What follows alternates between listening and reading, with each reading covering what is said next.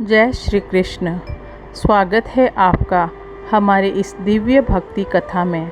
आज हम सुनेंगे पुरुषोत्तम अधिक मास कथा अध्याय 13वां, जिसका श्रवण करने से मन को शांति और जीवन में सकारात्मक ऊर्जा प्राप्त होती है।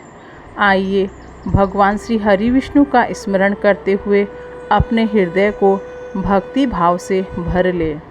कथा के प्रत्येक शब्द में छिपा है भगवान का आशीर्वाद और भक्ति का अमृत। तो आइए कथा का श्रवण करते हैं। अधिक मास कथा के अध्याय 13वें में चित्रधर्मा का वैकुंठ गमन तथा दृढ़धनवा राजा की कथा। ऋषि बोले, हे वक्ताओं में श्रेष्ठ महाभाग सूत जी, दृढ़धनवा राजा को पुरुषोत्तम के सेवन से राज्य, पुत्र, पौत्रादि और पतिव्रता स्त्री कैसे मिली तथा योगियों को भी दुर्लभ लोक की कैसे प्राप्ति हुई, सो हे तात, आपके मुख कमल से बार बार कथा के सार को सुनकर हम लोग तृप्त नहीं होते। अतः इस पुरातन इतिहास को विस्तार से कहिए। हमारे भाग्य बल से ही ब्रह्मा ने आपको यहाँ भेजा है। सूत जी बोले, हे ब्राह्मणों, नारायण मुनि ने नारद जी से सो कहा था, वही पुरातन इतिहास में आज आप लोगों से कहता हूँ। पापनाशक दृढ़धनवा का चरित्र जैसे मैंने गुरु जी के मुख से सुना है, वही आप सब मुनि लोग को सुनाता हूँ।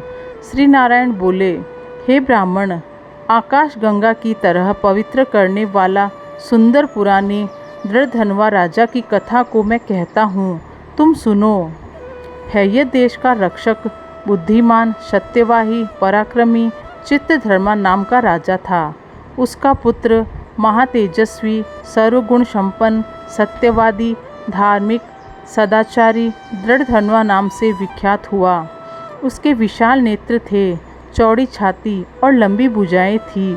ऐसे गुण समूहों के साथ वह दृढ़धनवा राजा नित्य प्रति बढ़ने लगा।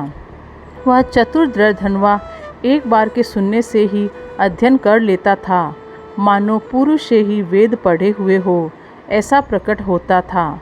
चारों वेदों को पढ़ने के बाद गुरु को दक्षिणा दे और उनका विधिवत सम्मान कर वह बुद्धिमान राजकुमार गुरु की आज्ञा से अपने पिता के नगर को गया। नगर निवासी उसे देखकर बड़े आनंदित हुए और उसके पिता चित्रधर्मा भी अपने पुत्र को देखकर परम प्रसन्न हुए, क्योंकि धर्म को जानने वाले युवराज प्रजा पालन में समर्थ हो गए थे। इस संसार में इससे बढ़कर और कौन सुख हो सकता है।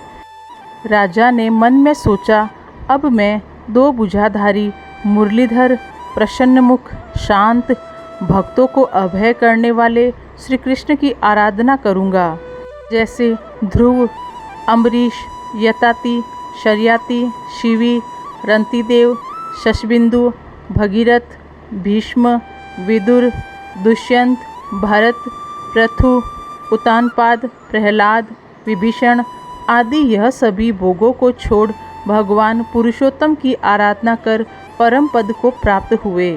इसलिए मैं भी स्त्री, घर, पुत्रादि के स्नेह रूपी बंधन को तोड़कर वन में जाकर हरि का भजन करूँगा। मन में ऐसा निश्चय करके चित्रधर्मा अपने पुत्र दृढ़धनवा को राजपाट सौंपकर विरक्त हो पुहल ऋषि के आश्रम को चले, जहाँ सब कामनाओं का परित्याग कर निराहार रह निरंतर श्री कृष्ण भगवान का स्मरण करते हुए तप करने लगे। बहुत समय तक तप करके वे अंत में भगवान के परम धाम को चले गए। जब दृढ़धनवा ने अपने पिता की वैष्णविक गति को सुना तो चित्त में उनके वियोग का दुख हुआ, परंतु परम धाम की प्राप्ति से उन्हें हर्ष भी हुआ। पश्चात विद्वानों के कथानुसार पिता का शास्त्र विधि अनुसार सब कर्म किया। नीति शास्त्र में निपुण पुण्यात्मा राजा दृढ़धनवा पुष्करावर्तन नामक नगर में राज्य करने लगा। विदर्भ देश के राजा की अद्वितीय सुंदरी कन्या दृढ़धनवा की गुण सुंदरी नाम की सुशील स्त्री थी, जिससे सुंदर एवं चतुर 4 पुत्र और सुलक्षण चारुमती नाम की एक पुत्री उत्पन्न हुई। ये सभी पुत्र सूरवीर थे, जिनके नाम चित्रवाक, चित्रवाह, मणिमान और चित्रकुंडल थे, जो अपने अलग अलग नामों से प्रसिद्ध हुए। दृढ़धनवा राजा भी अपने गुणों से प्रसिद्ध हुए।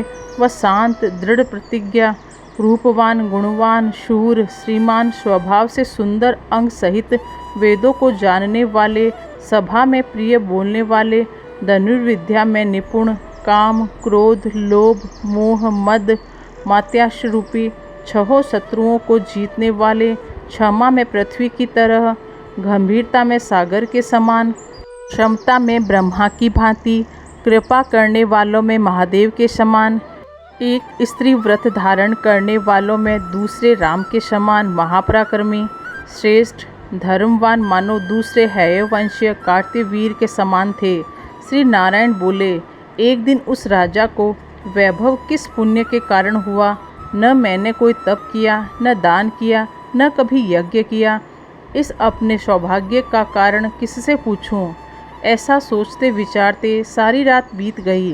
प्रातः ब्रह्म मुहूर्त में उठकर यथाविधि स्नान कर सूर्य को अर्घ्य दिया तथा देवालय में देव पूजन करके ब्राह्मणों को दान देकर उन्हें नमस्कार कर घोड़े पर चढ़ तत्काल शिकार खेलने वन को चला गया।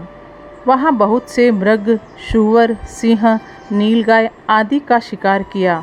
वन में राजा दृढ़धनवा के बाण से घायल होकर एक मृग एक वन से भागता हुआ दूसरे वन को चला गया।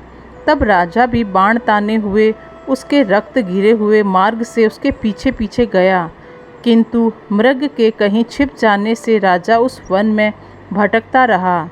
तब प्यास से व्याकुल होकर उसने एक सुंदर सरोवर को देखा। राजा ने वहां जाकर पानी पिया और उसके किनारे एक घनघोर छायादार वटवृक्ष की जटा से अपने घोड़े को बांधकर स्वयं वहीं बैठ गया। उसी समय वहां एक तोता अत्यंत शोभायमान मनुष्य की सी बोली बोलता हुआ आया और राजा दृढ़धनवा को अकेला बैठा हुआ समझ वह निम्न श्लोक को बार बार पढ़ने लगा। राजन, तुम इस भूतल पर विद्यमान अतुल सुखों को देखकर तत्व के संबंध में विचार नहीं कर रहे हो तो कैसे भवसागर से पार होंगे? बार बार इस पद्य को सुनकर राजा आनंद को प्राप्त हुए और मोहग्रस्त भी हुए। तोता सार गर्भित कठोर नारियल के समान गंभीर पद्य को बार बार क्यों पढ़ता है, जो बड़ी कठिनाई से समझ में आने योग्य है? क्या ये ही श्री सुखदेव जी है, जो श्री कृष्ण के सेवक मुझ संसार में डूबे हुए मूढ़ को परीक्षित की भांति कृपा करके उद्धार करने आए हैं? ऐसा सोच ही रहे थे कि इतने में ही उनकी सेना भी राजा को ढूंढते ढूंढते वहां आ गई। उधर तोता भी राजा को आत्मबोध कराकर अंतर्धान हो गया। राजा अपने नगर में आकर तोते के वाक्य को स्मरण करते रहे। उन्होंने भोजन पानी सब छोड़ दिए, गुमसुम हो गए, किसी के बोलने से भी नहीं बोलते थे। तब रानी ने एकांत में आकर राजा से प्रेम सहित कहा, हे राजन, आज ऐसे उदास क्यों हो रहे हो? उठिए उठिए, भोजन पानी करिए और बातचीत कीजिए। इस प्रकार रानी के समझाने पर भी राजा देवताओं को भी युद्धे तोते के सत्य वचन स्मरण कराता और कुछ भी न बोलता। तब रानी दीर्घ श्वास लेकर अपने पति के मानसिक दुख से अत्यंत पीड़ित हुई और स्वामी की कठिन चिंता के कारण को नहीं जान सकी। ऐसी चिंता में राजा का बहुत समय व्यतीत हो गया, किंतु संदेह दूर करने को कोई उपाय दिखाई नहीं दिया। नारद जी बोले, हे मुने, ऐसी चिंता करते हुए राजा दृढ़धनवा का क्या हुआ सो कहिए, क्योंकि विष्णु भगवान के पवित्र चरित्र को थोड़ा सा भी सुनने से पाप नाश हो जाते हैं। तो यहीं पूर्ण होता है अधिक मास कथा का अध्याय 13वां। भगवान पुरुषोत्तम की कृपा आप और आपके परिवार पर सदैव बनी रहे। इस पावन कथा का श्रवण करने वाले सभी भक्तों के जीवन में सुख, शांति और समृद्धि का आगमन हो। जय श्री कृष्ण।